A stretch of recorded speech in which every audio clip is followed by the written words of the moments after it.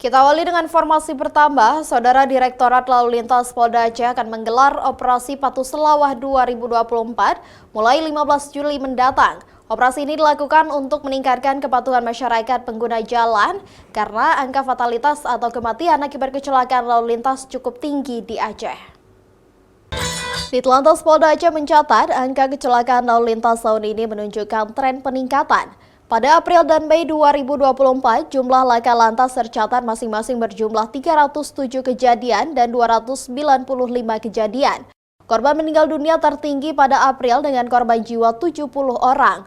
Sedangkan di bulan Juni lalu, jumlah laka lantas mencapai 316 kejadian, 67 orang diantaranya meninggal dunia.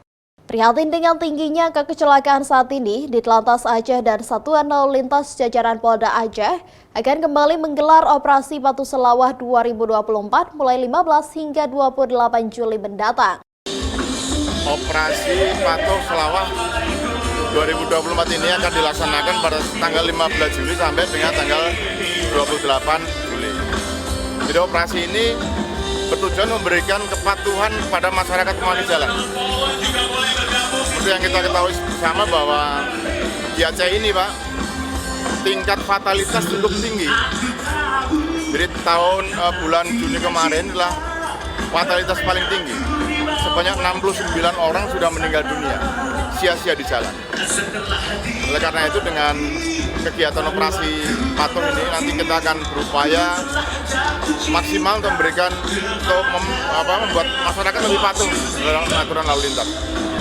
Jadi kita akan berikan penegakan hukum yang tegas kepada masyarakat, namun tetap kita lakukan dengan humanis. Jadi pentahapan kita sudah lakukan dulu, kita lakukan sosialisasi terhadap masyarakat, habis setelah itu kita lakukan penegakan hukum, tanggal 15 sampai tanggal 28.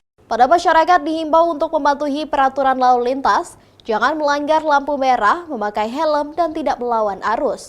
Kepada pengguna jalan, Iqbal juga mengingatkan untuk selalu mengutamakan keselamatan berlalu lintas, melengkapi surat-surat kendaraan, serta melakukan pengecekan kelayakan kendaraan sebelum berangkat.